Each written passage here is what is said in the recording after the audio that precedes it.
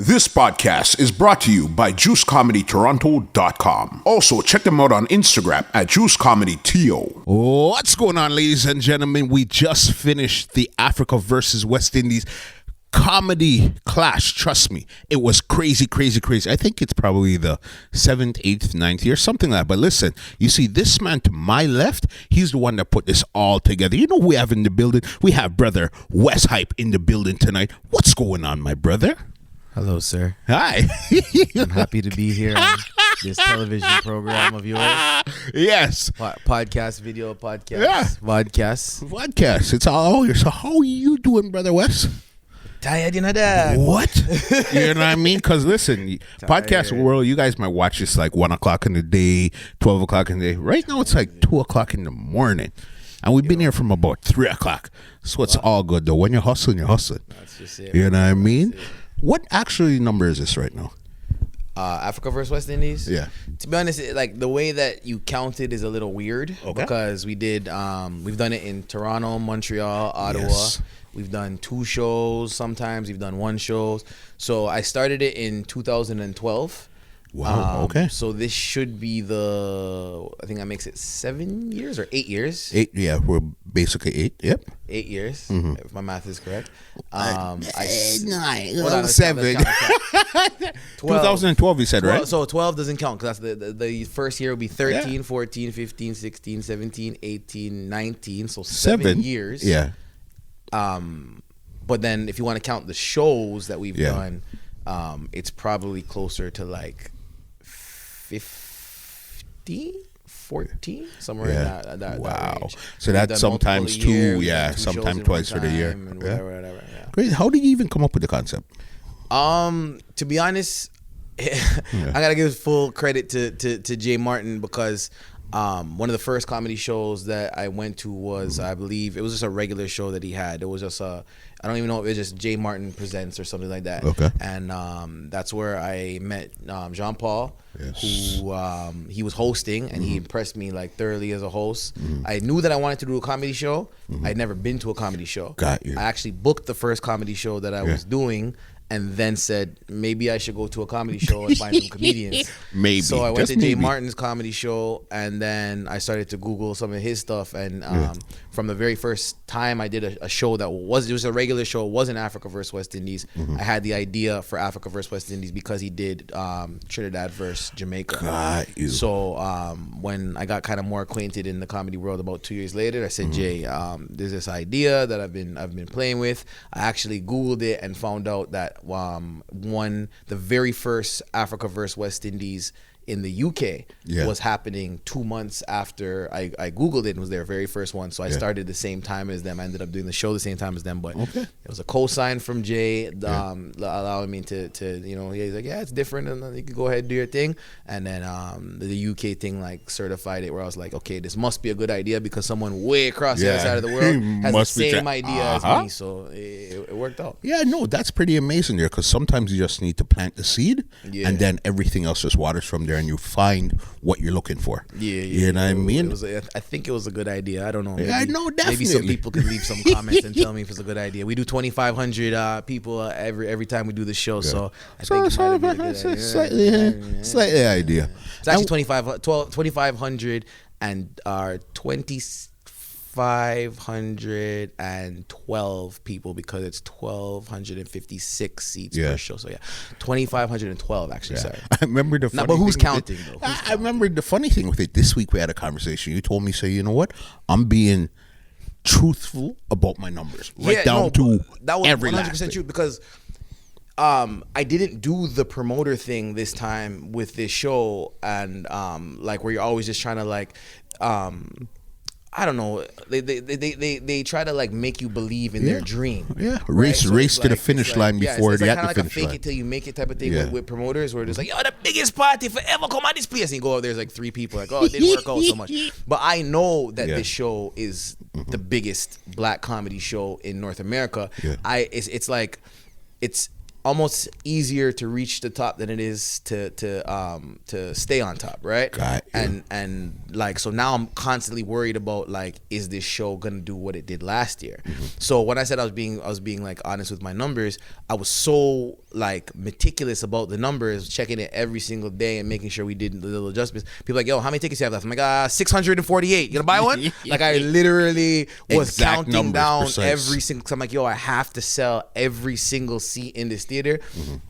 It was a real goal, and I'm very blessed and full of gratitude to say that we made it again for another Definitely. year. Big. What's the most difficult part about putting on a production like this?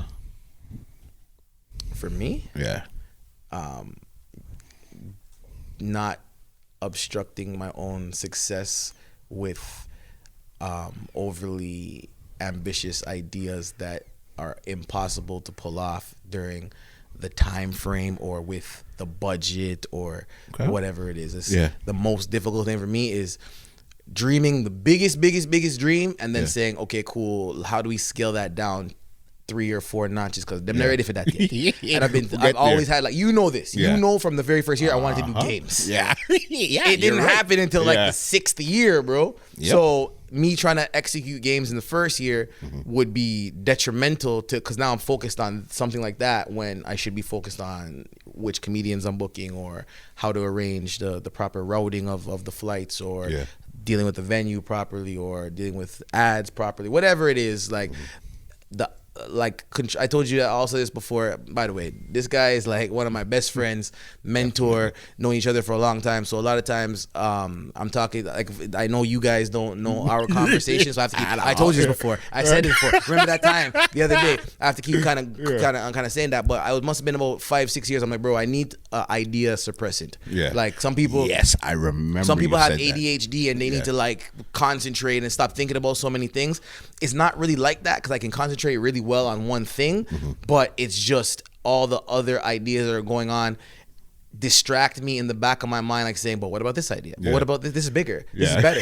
This will make you more money. Leave me with This my will make little people happier. idea to get this done. We'll worry about that later. And I'm here working. I'm like, what about philanthropy? Why aren't you giving back to the community? What about your family? Isn't your family, you know, the idea for your sister would really benefit from, and it's just like, yo, why don't you quit and just work for Two Line Music and blow up their podcast? You can really do that. So my biggest thing in whatever I'm doing is just saying, this is the task. This is the scope. These are the opportunities. This is what we're going to get done, and just sticking to that. 1 to 10, not 11 and 12 and 21 and 56. Just don't worry about none of that there. That will happen. It makes sense because, again, I understand how your mind works, and it's always, whenever we have conversations, it always goes, we say, okay, this is just a 1-minute conversation. We talk 3 hours later. minutes. You know what I mean? We talk for 40, our 1-minute conversations are 45 minutes. Our 10-minute conversations are 2 hours.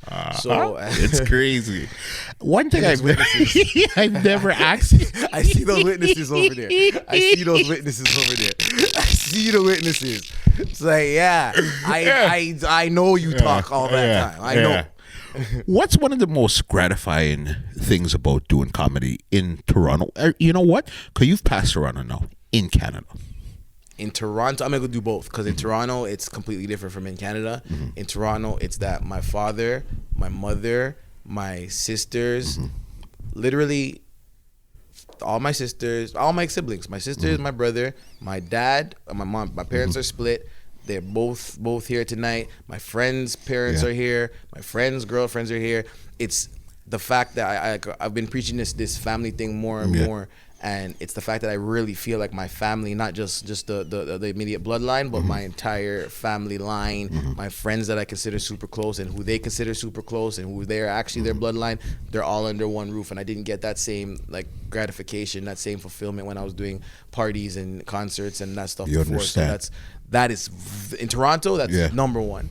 Other places, it's usually hanging with the comedians and doing like meet and greet stuff like that, and you get to hear the stories of the people that these type of shows and the comedy that they put out, how it touches them. Like, I can't go, if we do any type of meet and greet, I'm gonna hear one person say, you know what, I was on bed rest for 6 months, and the only thing that got me through was your comedy and your videos and this, that, and the third, and those type of things. It's like, okay, when I was telling people go broke it down and turn back way and cock up your foot and piss like a dog and what's the new one again? A gunman in our wool. Yes. Yeah. It wasn't as gratifying. No, bro. It it's the same exciting sense for of, a minute, of fulfillment. but it's not. It doesn't hold you. Yeah, no, yeah. I don't want to have a penis for her vagina hole anymore. I just down in her throat. No, I don't want to do that anymore. Yeah. I like somebody to say like, you actually made my life better. You actually made my life worth living. When I was in the darkest periods of my life, what the videos and the work that you guys are doing, my friend dragged me to a show, and that's, you know what I mean, like those type of stories, they're actually impactful and meaningful. But that to me, that makes the most sense, because now it's you've added value to somebody's life. 100%. You know what I mean? And on the party side, I will say, like, people do tell me, I met my my wife at your show when she was singing out "Dung and in your throat." So on that level, there was that. Wife. That's where you met the wife. The wife was like singing that. I was like, yo, that's my wife right there.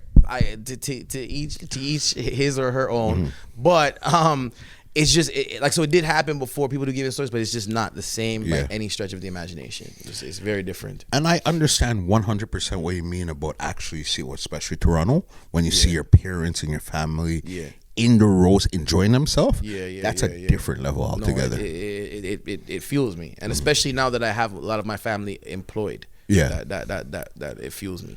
It makes sense. That 100% makes sense. You know what I mean? So when it comes to 2020, what could we expect from Juice Comedy in 2020? Well, I just started a brand new segment with my brother from another mother, Tristan Clunis. Okay. Tristan is a Christian. Yeah. I don't know where mom got that name from. Hey. Tristan is a Christian, and we were talking about it for a very long time, and we started. I guess I don't know if you want to call it a new company or a new branch of the company, however you want to call it. But it's called 100% Pure Juice Comedy, and it goes along the same lines of what I was talking about. Bringing out your family members, all the family members that may or may not have. A lot of people can share Major's videos or White Yardie's videos or Trix's videos or whoever's videos, but certain videos. Certain some of them. Certain videos. But this is the show that you could always feel comfortable bringing your family members to. And I think that's something that's missing right now from comedy. And I'd really like to provide it. So 2020, that's one of the big things that you will see from Juice Comedy, or 100% Pure Juice Comedy, however you want to call it. The same thing, but different thing. All right, because I know even tours and all those stuff there, you guys are always on tours. Any tours? Yeah, that's a regular thing. Might do a tour tomorrow. But like the way social media works, we can do a tour anytime, anywhere. Like, we know how to reach the people. Them we don't need we could put up on our social media, hey, need a photographer in Timbuktu, and we get five people. Like, all right, perfect. So the social media has made the world a whole lot smaller. That although we will be doing tours in 2020, that's not the thing I look forward to. Turning over this new leaf and perhaps touching a different audience that I haven't been able to touch before, and impact a whole different set of people with comedy that I haven't been able to impact before. That's what's exciting for me, man. That makes sense. You know what I mean? Let's talk quickly about tonight's show. When it came to Team Africa, Team West Indies, tonight's outcome was Team Africa got swept by Team West Indies. All right? Yeah. Did you see that happening? Did you think that was going to happen, or what were your thoughts? Did I think it was gonna happen? So I'm fighting against it happening constantly. So I'm Caribbean. I'm West Indian. I'm from. Am I allowed to say where I'm from? I don't know. Like, Major kind of got me messed up. I was thinking about it for a second. Like, am I allowed to say I'm Grenadian? Yes. And then Jamaica's like, I thought he was Jamaican. Why? I love you guys too. I'm adopted by Jamaica. He got me confused, but I'm gonna say I'm Grenadian because that's the truth. The truth is undefeated. Right, the truth is undefeated. So I am Grenadian. I represent for the whole Caribbean, and so that's where my market is, right? That's where I used to do dancehall shows, and I used to be a dancehall MC, and I used to bring dancehall artists to Toronto and whatever. So my primary market is Caribbean, and that's the people that started supporting me first. So for me, I'm always saying, what African comedian can I find to make my Caribbean crowd almost be disloyal. Yeah. like who is so funny Yeah. that the West Indian crowd, the Caribbeans, have to be like, boy, I am really kill it. Like so the fact that it's even a competition, the fact that they're even like I heard a lot of cheers for Africa tonight or whatever. Rumbling. That's really my goal. Yeah. Until there's an African on that has a huge crowd that says, yo, let me bring my crowd to your thing or whatever. Yeah. My goal is constantly just to make the Caribbean crowd that's going to overpower. It's probably about maybe 70-30% Caribbean to Africans. Okay. Whoever's going to just make those Caribbeans have to second guess their vote. I won. That's who I won already. That's what you're looking and for. it happened Yeah. before. Michael course. Blackson, Yep. Tricks, Dami killed it today. Eddie Caddy from the UK, Alfred killed it today. There's a lot of Africans that have come here and have really represented for Africa and made these Caribbeans.